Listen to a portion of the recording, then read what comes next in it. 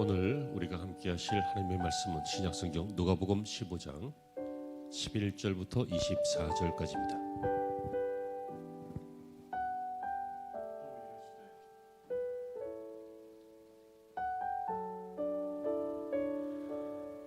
또 이르시되 어떤 사람에게 두 아들이 있는데 그 둘째가 아버지에게 말하되 아버지여 재산 중에서 내게 돌아올 분깃을 내게 주소서 하는지라.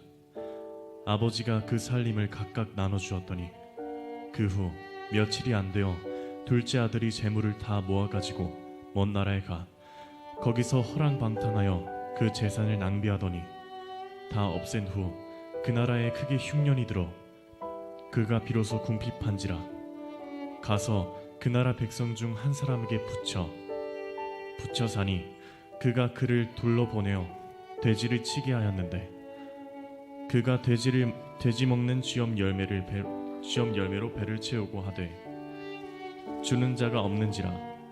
이에 스스로 돌이켜 이르되 내 아버지에게는 양식이 풍족한 품꾼이 얼마나 많은가. 나는 여기서 줄여 죽는구나. 내가 일어나 아버지께 가서 이르기를 아버지 내가 하늘과 아버지께 죄를 지었사오니 지금부터는 아버지의 아들이라 일컬음을 감당하지 못하겠나이다. 나를 품꾼의 하나로 보소서 하리라 하고 이에 일어나서 아버지께로 돌아가니라. 아직도 거리가 먼데 아버지가 그를 보고 측은히 여겨 달려가 목을 안고 입을 맞추니 아들이 이르되 아버지 내가 하늘과 아버지께 죄를 지었사오니 지금부터는 아버지의 아들이라 일컬음을 감당하지 못하겠나이다 하니 하나 아버지는 종들에게 이르되 제일 좋은 옷을 내어다 입히고 손에 가락지를 끼우고 발에 신을 신기라. 그리고 살진 송아지를 끌어다가 잡으라. 우리가 먹고 즐기자. 이 내 아들은 죽었다 다시 살아났으며 내가 잃었다가 다시 얻었노라 하니 그들이 즐거워하더라. 아멘.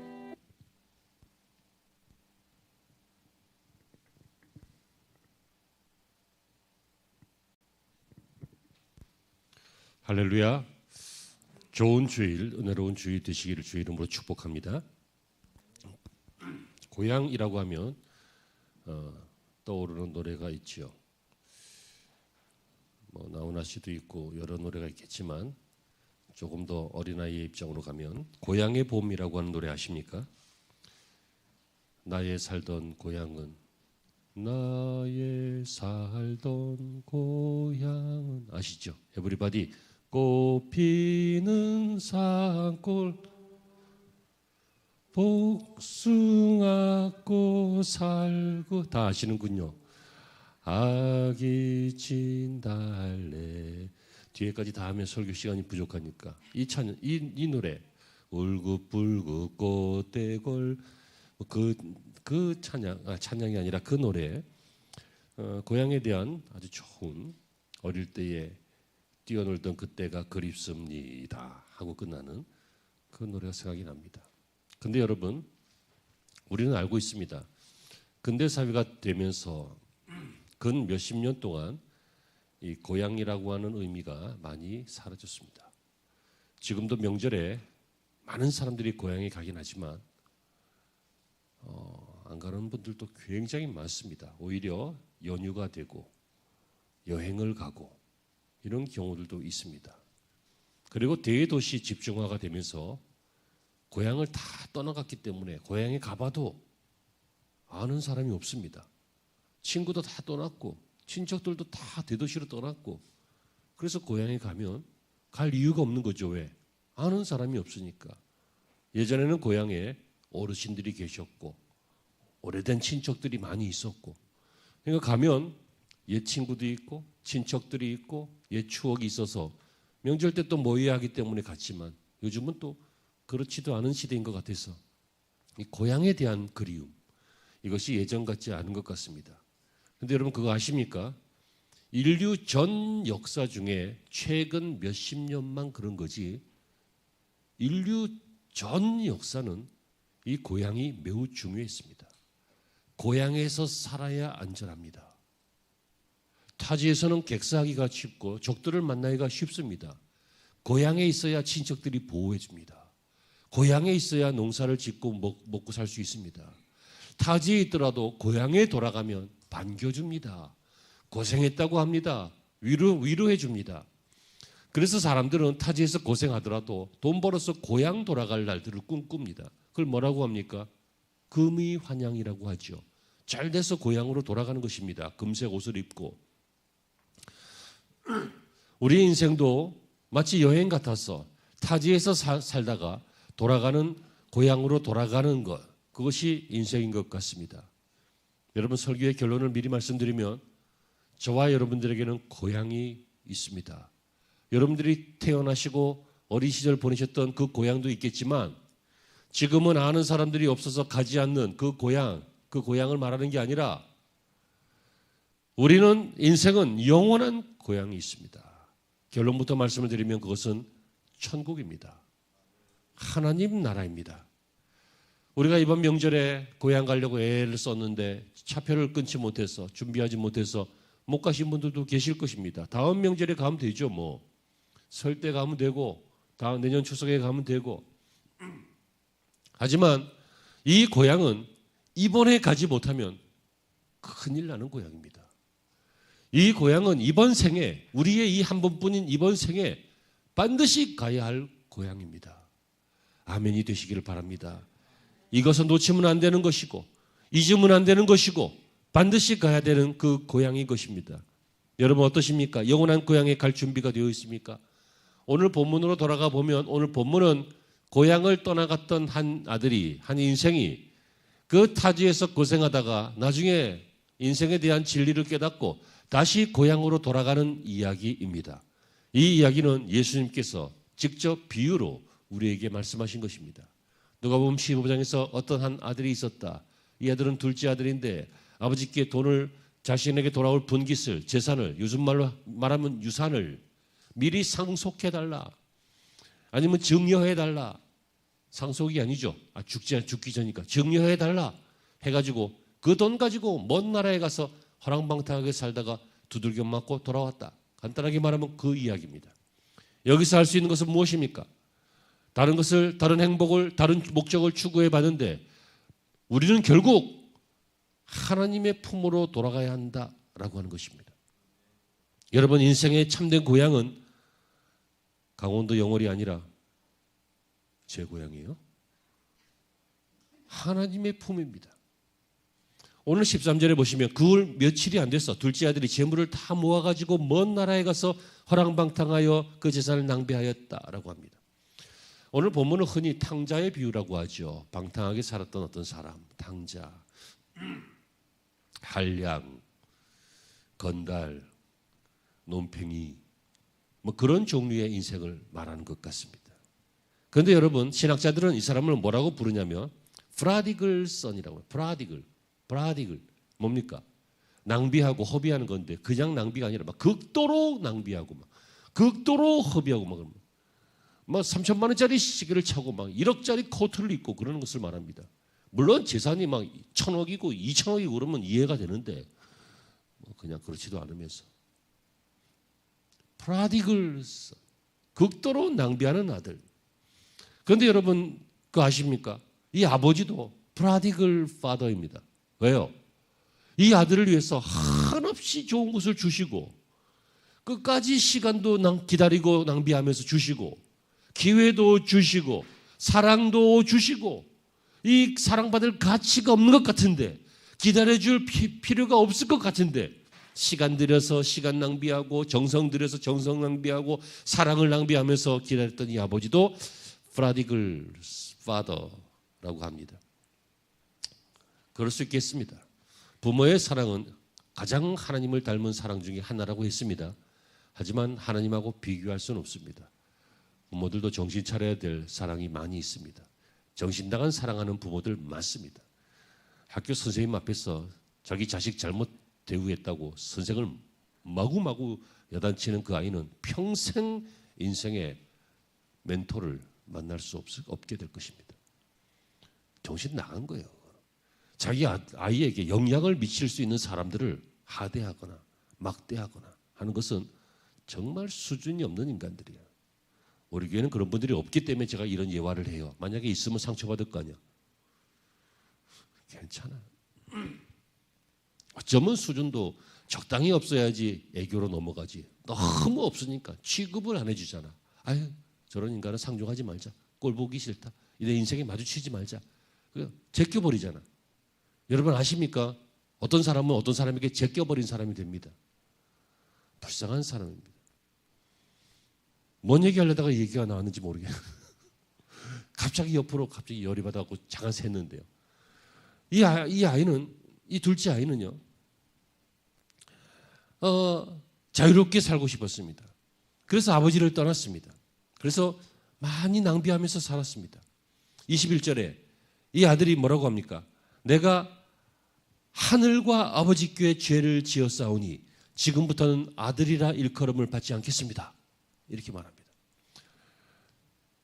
이제 아버지를 떠나서 막 살았는데 막 살다 보니까 재산이 프라디글 아주 극도로 허비하니까 막 금방 없어지죠. 막 노름을 해도 막 뭐라 그래 이거를 올인 한 방에 막 파티를 해도 그냥 뭐 소소하고 즐거운 파티가 아니라 골든벨을 울려가면서 막 오늘 내가 쏜다. 우리나라 사람은 참 잘 쏩니다.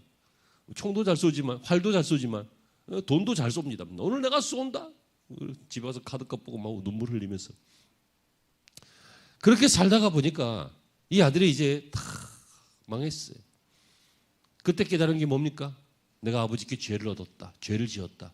이걸 깨닫는 것뿐만 아니라 중요한 것을 깨달았는데 오늘 본문에 하늘과 아버지께 죄를 지었다. 이렇게 나옵니다.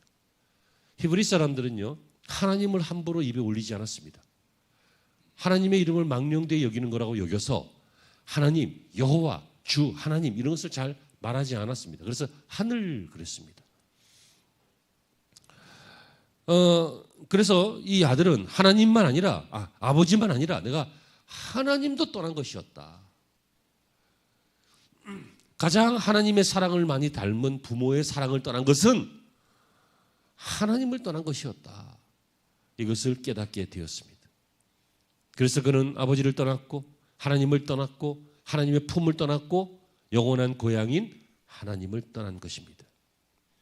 여러분 많은 현대인들이 방황하는 이유가 무엇입니까? 우리의 참된 고향인 하나님을 떠난 것입니다. 우리의 마음이, 우리의 인생관이, 우리의 삶의 내용이, 우리의 전반적인 모든 것들이 하나님을 떠났을 때, 참된 고향을 떠났을 때 객지에 있는 것처럼 마음이 허전하고 공허하고 무섭고 춥고 외롭고 그런 인생을 사는 이유는 하나님을 떠났기 때문입니다. 그러므로 우리가 먼저 알아야 될 것 첫 번째, 참된 고향은 하나님의 품이라는 것을 꼭 마음에 새기기를 주의 이름으로 부탁을 드립니다. 두 번째는요, 매우 중요한데 그 하나님의 품, 고향, 그곳에 우리가 꿈꿨던 모든 것들이 있었습니다. 이 아들은 어떤 인생을 원했습니까? 아주 자유로운 인생, 아버지의 유산을 상속받았어, 증여받아서 먼 곳에 가서 아버지 간섭 없이 내 뜻대로, 내 생각대로, 내 판단대로, 내가 원하는 대로 사는 것이 이 아들의 꿈이었습니다. 그러니까 그렇게 한 거죠. 여러분 이 꿈은 현대인들의 꿈 아닙니까? 여러분의 꿈은 무엇입니까? 여러분들이 원하는 대로 사는 것 아닙니까? 하고 싶은 거 하는 거 아닙니까? 마음대로 산다는 게 아니라 내가 하고 싶은 일을 못하는 게 아니라 할 수 있는 것, 내가 원하는 것을 할 수 있는 것, 먹고 싶은 것을 먹을 수 있는 것, 가고 싶은 것을 갈 수 있는 것, 사고 싶은 것을 살 수 있는 것, 그런 인생들을 다 꿈꾸지 않아요? 왜 공부 열심히 해서 좋은 대학 가려고 그래요? 왜 좋은 회사 들어가서 월급 많이 받으려고 그래요? 왜 사업해서 돈을 많이 벌려고 하냐고요? 왜 운동하면서 건강한 몸을 유지하려고 하냐고요? 행복하게 살려고, 하고 싶은 거 하면서 살려고 하는 거 아니에요. 그것이 바로 자율성이고 자율적인 인간이잖아요. 그런데 여러분 꼭 명심하십시오.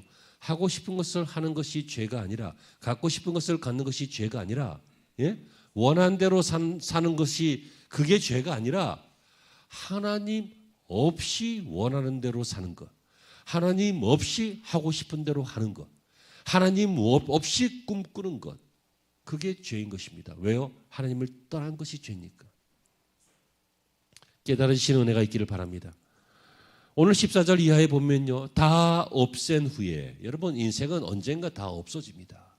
사업하다가 잘 안 돼도 없어질 수도 있고요, 건강이 무너져서 없어질 수도 있고요, 뇌혈관이 하나가 턱 터져서 기억이 안 난다든지 표현이 안 된다든지 지식이 사라질 수도 있고요, 뭐 하나 오해가 생긴다든지 아니면 내가 잘못했다든지 해서 인간관계가 다 끊어져서 도움도 사라질 수도 있고요.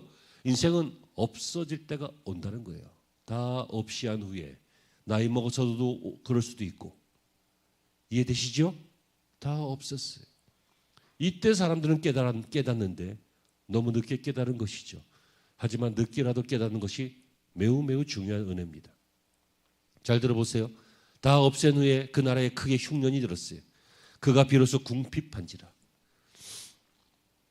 가서 그 나라 백성 중 한 사람에게 붙여 사니 그가 그를 들러 보내어 돼지를 치게 하였는데 그가 돼지 먹는 주염 열매로 배를 채우고자 하되 주는 자가 없더라. 여러분, 자유와 풍요를 위해서 고향을 떠난 이 둘째 아들, 결국 그가 경험한 것은 무엇입니까? 먼 나라에서 얻게 되는 궁핍이었습니다. 여러분, 하나님을 떠나서 자유롭게 살고자 했던 그 인간이, 자유의지로 살고자 했던 그 인간이 에덴 동산에서 아담이 하와가 하나님과의 그 계약을 깨버리고 내 뜻대로 살고자 했던 그 아담과 하와의 그 결과가 무엇이었습니까?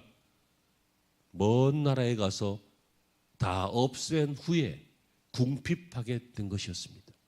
이것이 바로 인류의 역사입니다. 여러분뿐만 아닙니다. 그의 영혼도 그랬습니다. 유대인들이 혐오하는 짐승 중에 하나가, 불결하다고 생각하는 짐승 여럿이 있는데 그 중에 하나가 돼지입니다. 그런데 그 돼지를 섬기는 인생을 살게 되었습니다. 왜요? 돼지를 돌봐야 되니까. 돼지 치는 일을 한다는 거예요.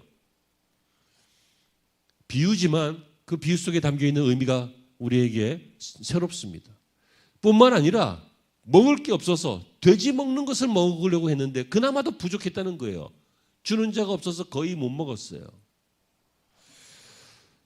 여러분, 그러니까 얼마나 인간성이 모멸감을 느끼고 자존심이 구겨지고 인생이 자포자기가 되어지고 사는 것이 사는 것 같지 않고 맛이 안 나고 그런 인생이겠습니까? 그런데 두 번째 뭐라고요? 아버지 품에 그 모든 좋은 것들이 다 있었다고요. 그가 하나님께로 돌아가니까 그 기다린 것이 무엇입니까? 하나님 앞에 돌아가니까 첫째, 사랑이 있었습니다. 그 먼 나라에서는 외로웠는데, 궁핍했는데, 돈 있을 때는 친구들과 함께 파티를 했지만 흉년이 되니까, 내가 가난해지니까 다 떠나가 버리고 없는데 집으로 돌아가니까 어떻게 됐어요? 용서와 용납이 있었고 바로 사랑이 있었습니다. 여러분, 이 둘째 아들은 하늘과 아버지께 죄를 얻었다는 죄책감과 정죄함으로 내가 괴로워하다가 돌아가리라. 돌아가는데 아들로는 못 가고 내가 부끄러워서, 나도 뻔뻔함이 어느 정도 있으니까 다 그렇게는 못하고 내가 품고는 종으로 날 써주면 안 되겠냐고. 이 말은 뭐예요? 살려만 달라는 거지. 굶어 죽지 않도록 살려만 달라고, 종으로 써달라고, 내가 이런 마음으로 돌아가리라 하고 돌아갔습니다. 그런데 아버지가 거리가 아직 먼데 돌아오는 아들을 보고 달려가서 목을 안고 끌어안고 눈물을 흘리면서 입을 맞추었다, 이렇게 말합니다. 오늘 본문에 새로운 번역이기 때문에 개역 개정 4판이죠. 근데 5판인가? 갑자기 헷갈리네. 아무튼 그런데 그 전 성경을 보면 아직도 상거가 뭔데 이렇게 돼 있습니다. 상거. 여러분, 한자가 이 성경을 표현하는데 굉장히 유익할 때가 많은 것 같아요. 상형 문자이기 때문에. 아무튼 그런데 상거, 서로 간의 거리가 있다는 거예요. 아직도 거리가 뭔데, 뭐 그것도 마찬가지지. 하지만 이 말은 뭘 알 수 있어요? 아들이 집에 가기가 아직 거리가 있는데 아버지가 발견했다는 거예요. 아버지가. 내가 집에 가서 문을 두드린 게 아니라 집을 향하여 가니까 아버지가 기다리고 있었다는 거죠. 아버지가 옥상에서 기다렸는지, 문 열고 밖에 나와서 기다렸는지, 어쨌든 아직도 문 앞에 오지 않은 그 아들이 거리가 먼데 보고 달려갔다는 것은 기다렸다는 거예요. 우리 예수님이 그러시잖아요. 볼지어다 내가 문 밖에 서서 두드리노니 내가 너희를 기다린다. 문을 열어라. 그럼 내가 들어가리라. 우리 하나님 어떤 분이세요? 기다리시는 분이에요. 수천 년 동안 기다리시는 분이에요. 인간은 어떤 존재예요? 떠나가는 존재예요. 꼭 자식들 같지. 떠나가는 존재. 부모는 어떤 존재예요? 기다리는 존재예요. 이 기다렸던 아버지가 하나님의 품입니다. 고향의 품입니다. 바로 사랑이라고 하는 것입니다. 사랑은 기다리는 거예요. 호들갑 떨고 조급해가지고 홀딱홀딱 하는 게 사랑이 아니에요.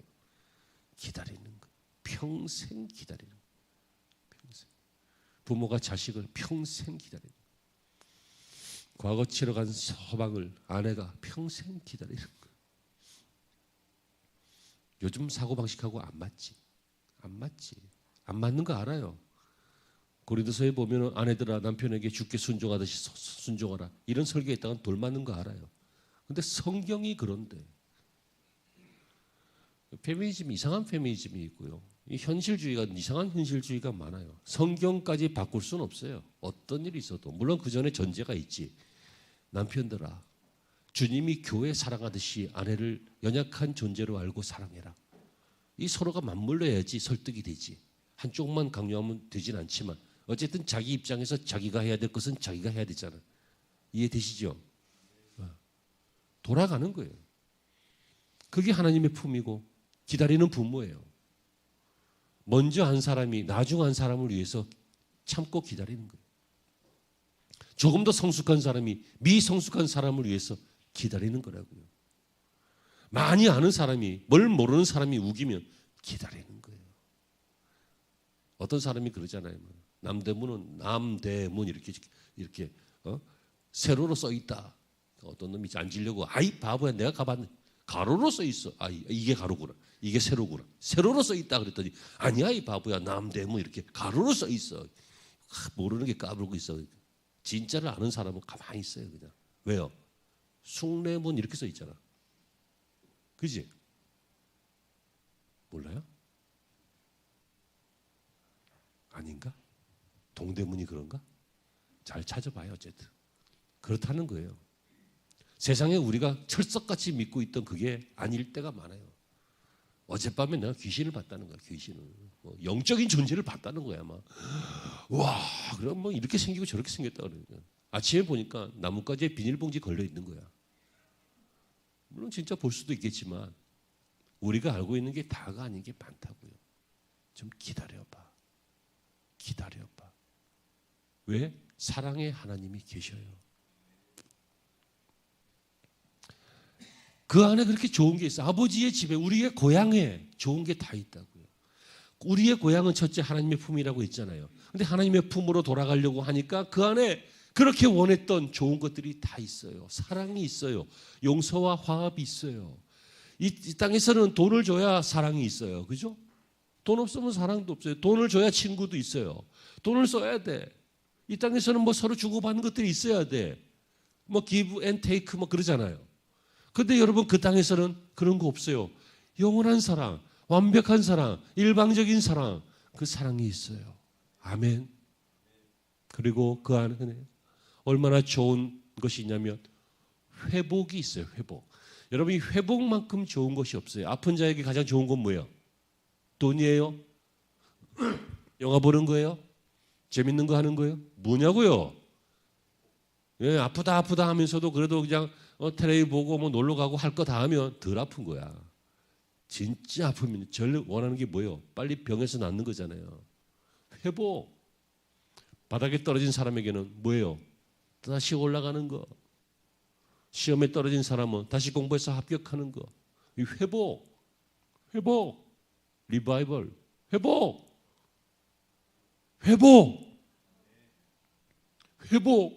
이게 어디 있다고요? 아버지 품에 있었어요.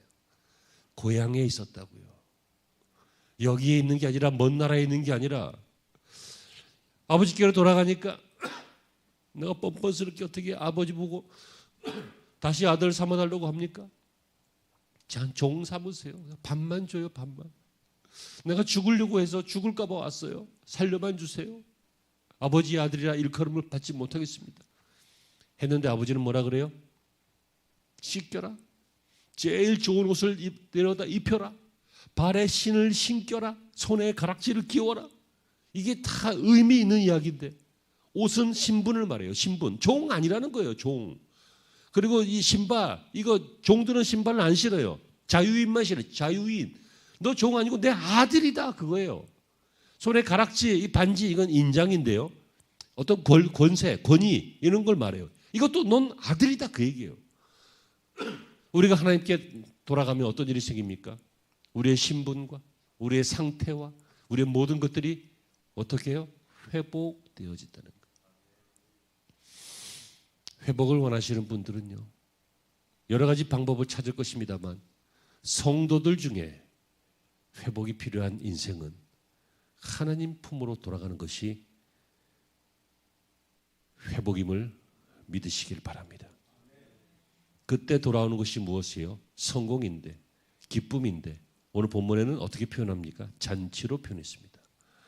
살찐 송아지를 내어다가 잡아라. 그리고 파티를, 잔치를 벌려라. 우리가 먹고 마시자. 그 이유는, 이는 이 내 아들은 잃었다가 다시 찾았고 죽었다가 다시 살아온 아들이다. 누구예요? 우리잖아.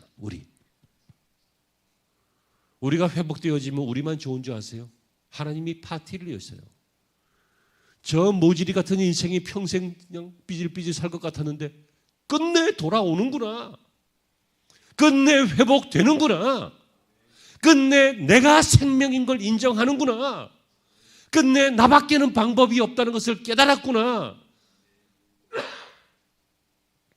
하나님이 기뻐하시고 파티를 하신다.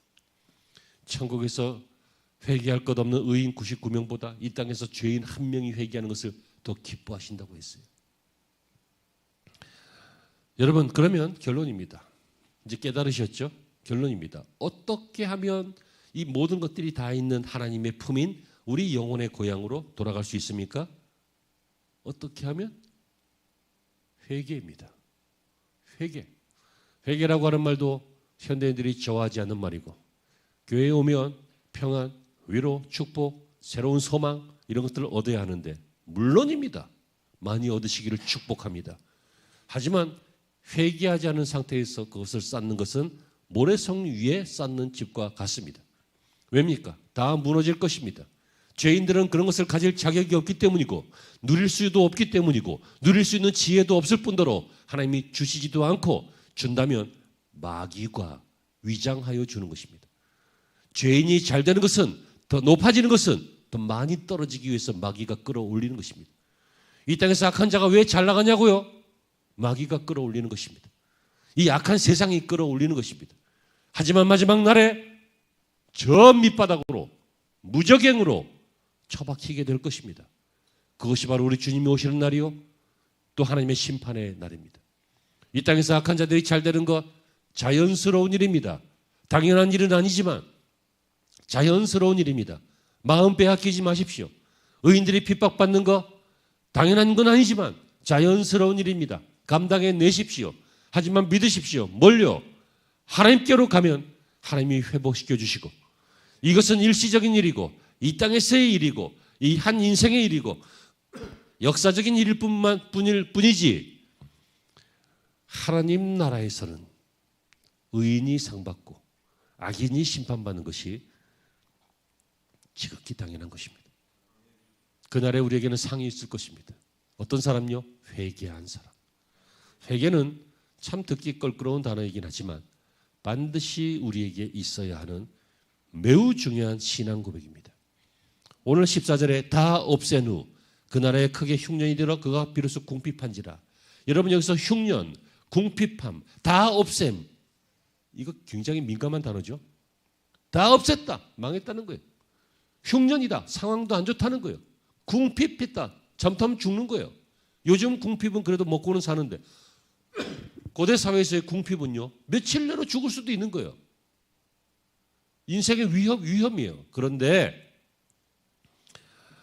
여러분, 이 민감한 단어 다 없앴다, 흉년이다, 궁핍했다.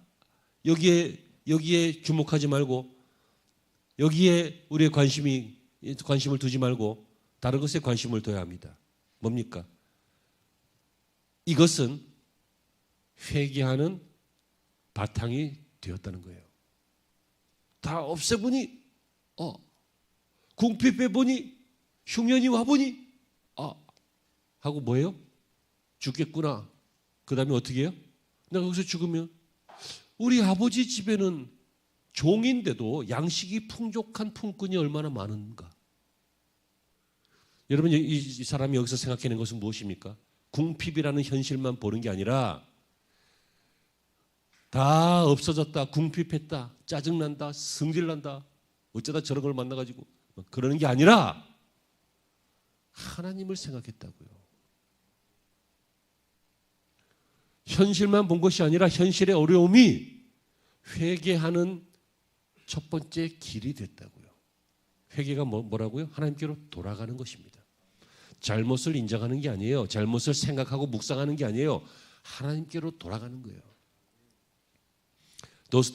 도스토예프스키 아시죠? 이 사람이요, 그의 책을 통해서 이런 말을 했습니다. 우리가 신을 버릴 때 혹은 신을 떠날 때, 우리가 하나님을 떠날 때 우리는 신만 떠난다. 그러나 하나님을 떠난다고 사람들은 생각하지만 그들은 하나님을 떠나는 순간 모든 것에서 버려진다. 굉장히 철학적이고 의미 있고 신앙적인 말이죠. 하나님을 떠나는 순간 모든 것에서 버려집니다. 그런데 하나님께로 돌아가는 순간 모든 것이 회복되어집니다. 여러분이 어려운 시절에서 17절에 굉장히 중요한 말이 있죠. 이에 스스로 돌이켜 이르되. 이에 스스로 돌이켰다. 이에 스스로 돌이켰다. 뭐예요? He came to himself. 그가 그 자신에게로 다시 돌아갔다. 그 얘기예요. 여러분 세상에서 정말 어려운 것 중에 하나가 자기 자신을 돌아보는 거예요. 남을 평가할 때는 굉장히 평가가 빠르지. 근데 자기를 평가할 때는 막 평가하는데 막 30년이 걸려. 막. 자기를 평가하는데 한평생이 걸려. 어떤 사건에 개입돼 놓고는 평가가 전혀 달라. 그 일을 했던 저 남자는 저 사람은 나쁜 놈이고 그 일을 했던 나는 그럴 수도 있는 사람이고 이상하게 남들에 대해서는 변호사 같고 검사 같고 자기에 대해서는 변호사 같고 평가도 달라. 스스로 돌이켰다. 굉장히 어려운 단어입니다. 그러나 이 궁핍이 이 괴로움이 스스로 돌이킬 수 있는 시간이 되었어요. 제가 가끔씩 말씀드리죠. 세상에서 가장 바보는 어려울 때 어려움만 겪는 게 바보고 지혜로운 자는 어려울 때 스스로 돌이켜 하나님의 손을 잡는 게 지혜로운 사람입니다. 아멘. 여러분 이 사람은요 결국 이 큰 고난을 당하게 되자 자신을 돌이켜 볼 수 있었습니다. 드디어 정신을 차린 것입니다. 이걸 뭐라 그래요? 회개라고 합니다. 정신만 차린 게 아니라 정신을 차려서 아버지를 생각했습니다. 이걸 뭐라 그래요? 회개라고 합니다. 그리고 아버지만 생각한 것이 아니라 이에 일어나 아버지께로 돌아가니라. 결단한 것을 실행했습니다. 이걸 뭐라 그래요? 회개라고 합니다. 자, 회개는 그래서 뭐예요? 첫째, 깨닫는 것이고. 그죠? 두 번째, 깨달을 때 아버지를 향하여 하나님을 향하여 깨닫는 것이고 하나님께로 돌아가는 것이고 세 번째, 스스로 돌아가기로 마음 먹었으면 마음 먹고 끝나는 게 아니라 가는 거예요. 20절에 이에 일어나서 아버지께로 돌아가니라. 여기까지가 이제 그 사람이 한 거예요. 여기까지가 우리가 하는 거라고요. 이제부터는 하나님이 하셔요. 어떻게? 거리가 먼데 아버지가 그를 보고 달려가 측은히 여겨서 마음 목을 안고 입을 맞추니 사랑. 이네 아들은 죽었다가 다시 살아났다. 잃었다가 다시 찾았다. 잔치를 벌려라. 가락지를 끼워라. 신발을 신겨라. 새 옷을 입혀라. 다 누가 하는 거예요? 하나님이 하시는 거예요. 몸부림은 회개할 때까지 치는 거예요. 그 다음에 회복은 하나님이 주시는 은혜예요. 뉘우침이 회개 아니에요. 깨달음이 회개 아니에요. 스스로 돌이켜 나를 볼 때 그 눈은 내가 나를 보는 눈이 아니에요. 스스로 돌이켜서 나를 봤다는 구하는 것은 변호사처럼 보는 게 아니라 검사처럼 보는 거예요. 정확하게 보는 거예요. 이 말을 조금 더 그 헬라어 원어로 해석을 하면요. 나에게서 나를 떠나 나를 보니에요.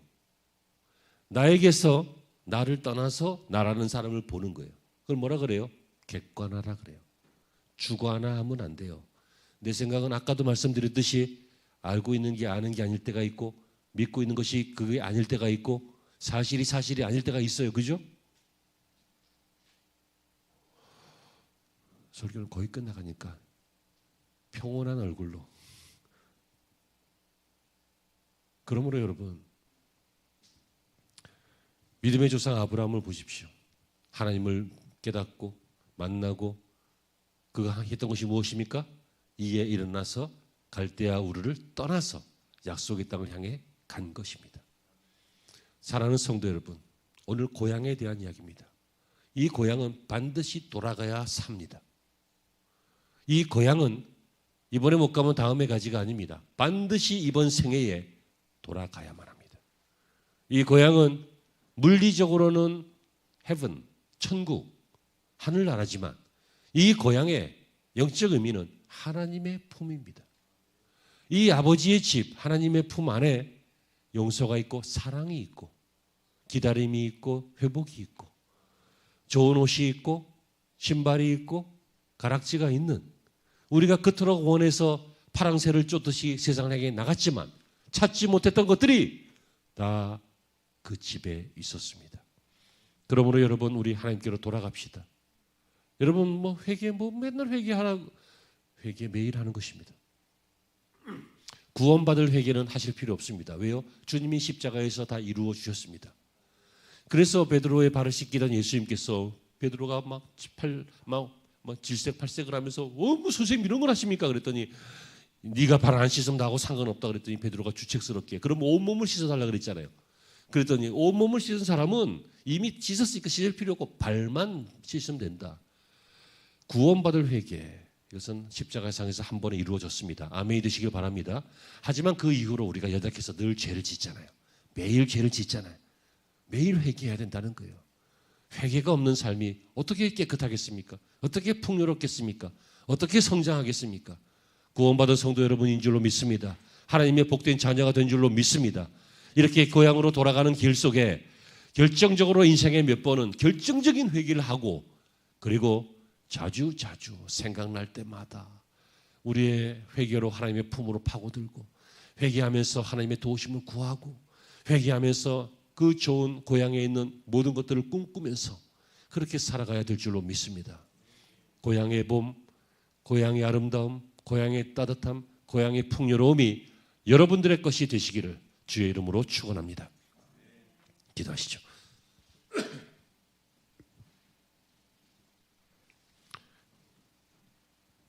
하나님, 복음은 잘 되는 게 아닙니다. 복음은 무조건 형통한 것이 아닙니다. 복음은 하나님께로 돌아가서 잘 되는 것입니다. 복음은 하나님의 품으로 돌아가서 형통케 되는 것입니다.